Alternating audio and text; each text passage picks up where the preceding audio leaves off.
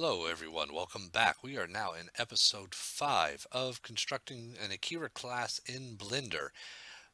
Haven't done much. We're picking up once again almost right where I left off in the last episode. A little bit of work. The only work that I've really done off screen is in regards to the weapons pod. For the most part, the modeling is complete. So I've already went ahead and started putting in seam lines, as you can see here.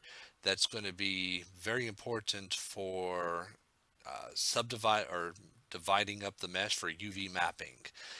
Still need to go through and try to lay out a lot of these plot points, but we'll go more into texturing a little bit later.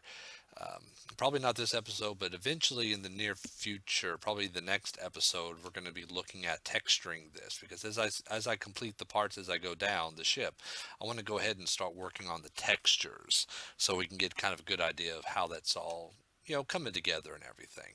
But as far as modeling is concerned, I haven't done anything. I did start working on the trying to come up with some ideas for the sensor palettes that go into this little sensor strip area here, and these are also going to be the same sensor palettes that are going around the ship, around the saucer section. But didn't get very far with those before I decided to put it on the back burner. But we are going to be working on, oops, didn't mean to do that. There we go. On these pylons here. I did go ahead and create an extra additional view from the back and lined up the model for that, so I can, because we're going to start from the back and work our way up to the front. Now, let's see, I'm going to go ahead and make it to where that's primary, and several different methods of how I could approach this. Let me see. That's lined up. That's not quite lined up. Okay, let me go in and line this up real quick. Um, but let me see. That's too much. Where are we on the front? Point oh, point oh 0.09. 0.009? Really? No, that can't be it. Maybe negative.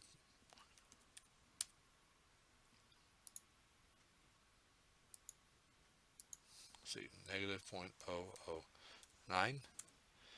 May Yeah, that's pretty good. All right, we'll go from that. It's pretty much on almost on the center line. That's kind of what we had on, well, point oh 0.010. I thought I could have sworn it said point oh 0.09. All right, so we'll do negative point 0.10 then. 0.10. There we go. All right, several different methodologies of how we could approach this. If you were watching my Enterprise J video, I know you probably heard me talk about it in detail of my two methods of building up a mesh like this. But I've decided I'm going to go ahead and, one way is to, lay down a flat mesh, square here, and then just start to extrude along the lines. Another way is you create a basic model of what we already did here, a basic mesh, and then you start kind of adding in edge loops and the manipulating everything to fit what you want. And that's the way we're going to do it to a certain degree. Because what I'm going to do instead is I'm going to go ahead and delete these front faces here, and yeah, I'm going to delete these front faces here, and then I'm going to start extruding it from the back and model as we go along. So no, I don't want that one, but I want those to be deleted. So we delete those vertices, and let's get started here. Okay, so we got the general shape plotted out here, and I'm going to be trying to look at both sides as I do this, but it looks like we're going to need at least another vertex point there. So Control R. Let's go ahead and it looks like it almost comes down to a point here, but not quite. I know that's not accurate, but oops, did I miss that? Oh, it'd help if I did that. There we go. Okay, control scale along the z-axis.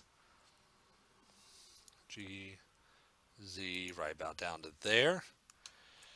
Probably going to definitely need another one right there to kind of round this out. Now we go into the top view and just switching back and forth between views here. And actually, looks like I might need to move either this one. Yeah, okay, we're going to need to move this one here. So let's select that and do Control E. We're going to do an edge slide to right about there. That way this, when we move it, will fit along there. And of course there's like a little bit there. So now,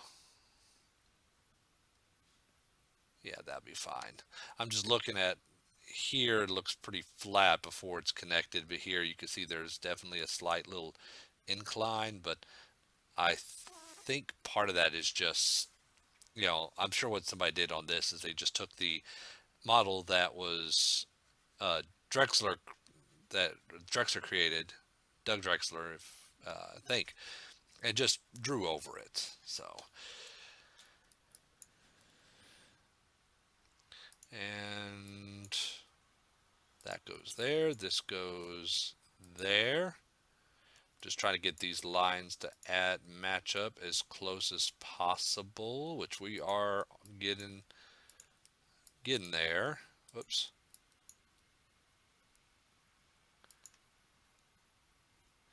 And I think that's going to put us pretty close.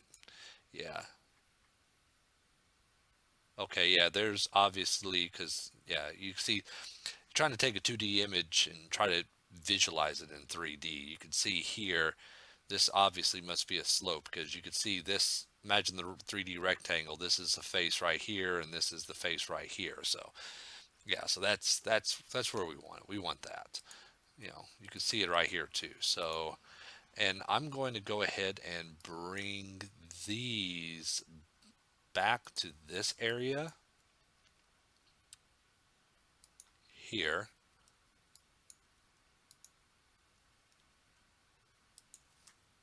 There we go. And there we go.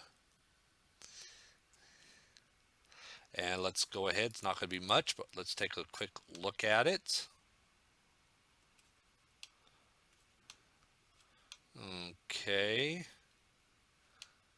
Not too bad. Let's flush it out. We can always go back in with a little bit more details. But that's pretty much what I'm going to be doing is just going in. And once we're done with that, whoops, let's go back into the back view because we have a better look at how it should be from the back. We select these and extrude it.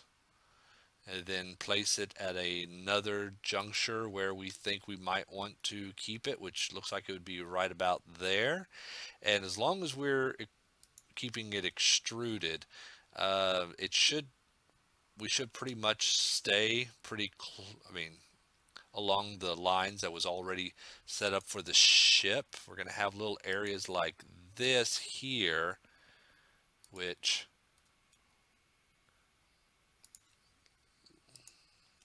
let's move these. Am I moving the right ones? Yeah, we're moving those. Okay. I'll give me 1 minute, please. I'll be right back.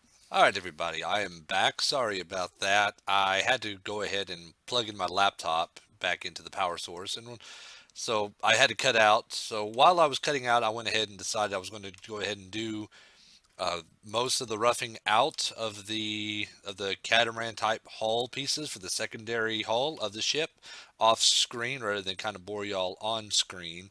And for the most part, I think it looks pretty good. I mean, this right here is just roughed out. We'll take a look at the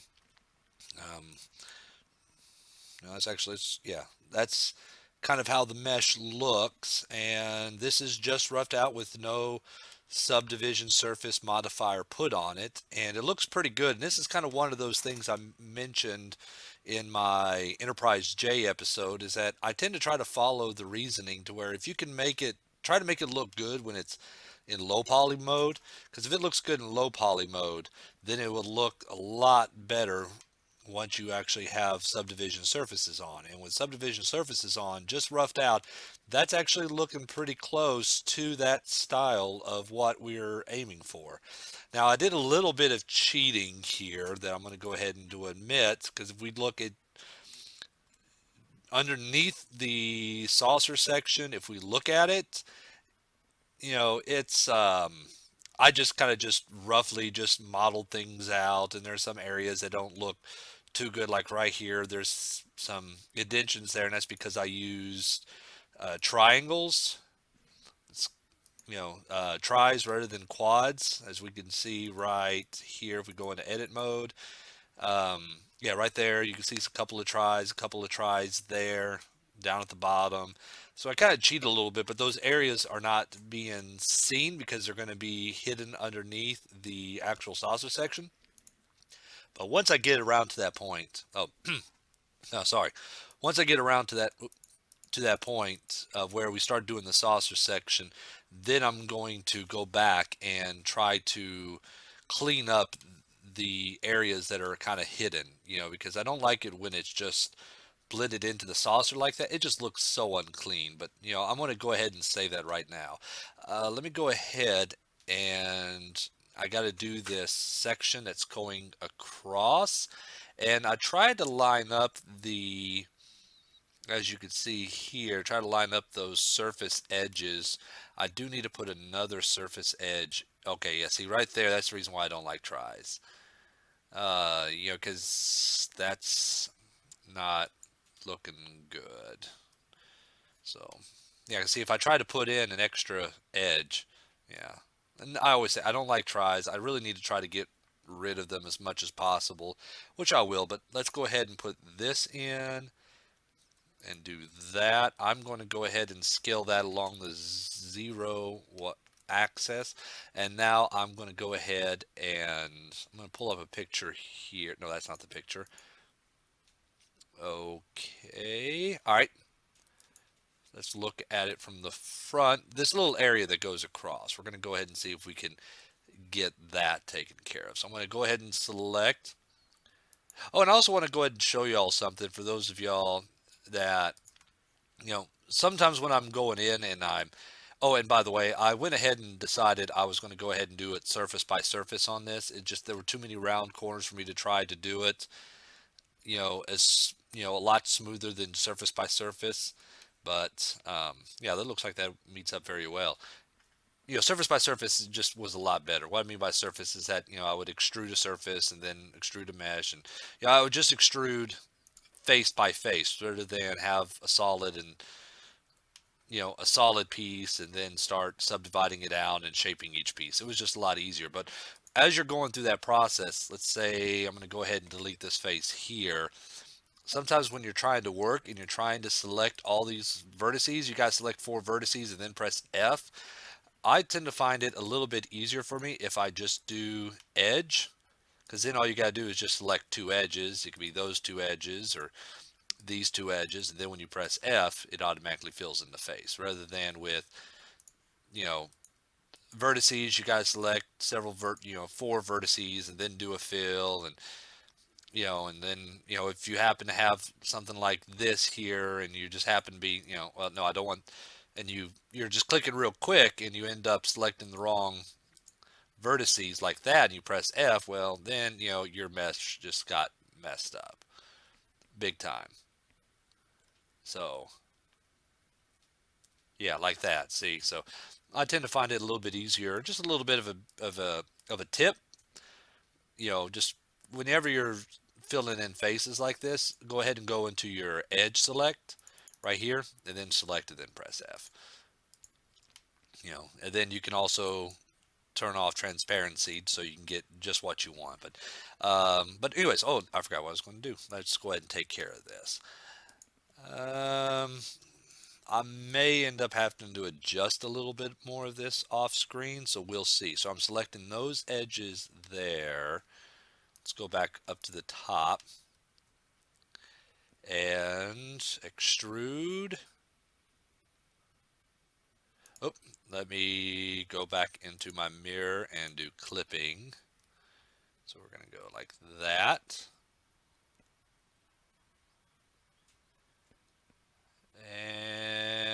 And let me see. I don't know if I did that right. No, that's not it. Let's see. Let's minimize all those. It's getting cluttered. Yeah. Okay. That's. I think. Okay. Yeah. That's what I'm wanting right there. That's that little area. Maybe. Let's take a look. Ew. Okay, need to do some modifications on that. Just adjust those edge loops, move those faces up and everything to try to get it. But uh, but yeah, I think that will work. I'm going to take a look at that a little bit closer. Let's see. Yeah. Let's go ahead and do that real quick.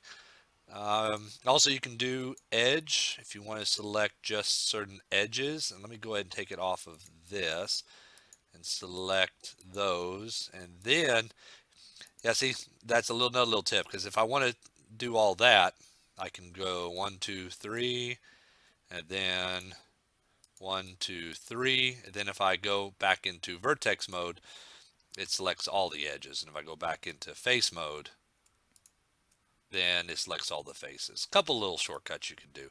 But let's see, we're going to go 1, and we're going to move those. Let's see, is there any kind of, there might be, let me look back in the front. I'm trying to see if there's any kind of bowing of that little hull detail. And it doesn't look like there is. It actually looks like it's that high. Let me go back and look at the picture. Yeah, it does have a bit of a curve. So let's select this vertex here first. Actually, let's do this. Let's do control, no, not control, shift V. Move that. Actually, no, let's do it this way first. Move that vertex up right about where we want it. View, front. Let's move that down.